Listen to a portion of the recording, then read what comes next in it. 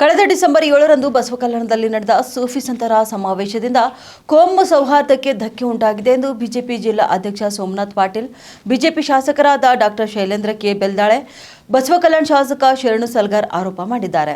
ಈ ಕುರಿತು ಗುರುವಾರ ಜಂಟಿ ಪತ್ರಿಕಾ ಹೇಳಿಕೆ ಬಿಡುಗಡೆಗೊಳಿಸಿರುವ ಅವರು, ಸಮಾನತೆಯ ಸಂದೇಶ ಸಾರಿದ ಬಸವನಾಡಿನಿಂದ ಜಾತಿ ಧರ್ಮದ ನಡುವೆ ದ್ವೇಷ, ಮನಸ್ತಾಪ, ವೈಮನಸ್ಸು ಹುಟ್ಟಿಸಿದೆ.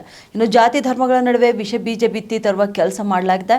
ಈ ಸಮಾವೇಶದ ಸಮಗ್ರ ಅಂಶ, ಪ್ರಮುಖರು ಮಾಡಿದ ಭಾಷಣ ಗಮನಿಸಿದರೆ ಸೂಫಿ ಸಂತರ ಹೆಸರಿನ ದುರ್ಬಳಕೆ ಮಾಡಿಕೊಂಡು ಕಾಂಗ್ರೆಸ್ ಸಮಾವೇಶ ನಡೆಸಿ ಸಮಾಜಕ್ಕೆ ದಿಕ್ಕು ತಪ್ಪಿಸುವ, ಸಮಾಜಕ್ಕೆ ದ್ರೋಹ ಬಗೆಯುವ ಕೆಲಸ ಮಾಡಲಾಗಿದೆ ಎಂದು ಟೀಕೆ ಮಾಡಿದ್ದಾರೆ. ಇನ್ನು ಬಸವಕಲ್ಯಾಣ ಮಹಾತ್ಮ ಬಸವಣ್ಣನವರ ಪುಣ್ಯಭೂಮಿ, 12ನೇ ಶತಮಾನದಲ್ಲೇ ಸಾಮಾಜಿಕ ಕ್ರಾಂತಿಯ, ವಿಶ್ವಕ್ಕೆ ಸಮಾನತೆ ಸಂದೇಶ ಸಾರಿದ ಧರ್ಮ ಸಮನ್ವಯದ ನೆಲೆಬೀಡಾಗಿದೆ. ಜಾತ್ಯತೀತ ನೆಲೆಯಲ್ಲಿ ಸಮಾಜದ ನಿರ್ಮಾಣಕ್ಕಾಗಿ ಹೊಸ ಮುನ್ನುಡಿ ಬರೆದ ಪಾವನ ಶರಣಭೂಮಿ ಇದಾಗಿದೆ.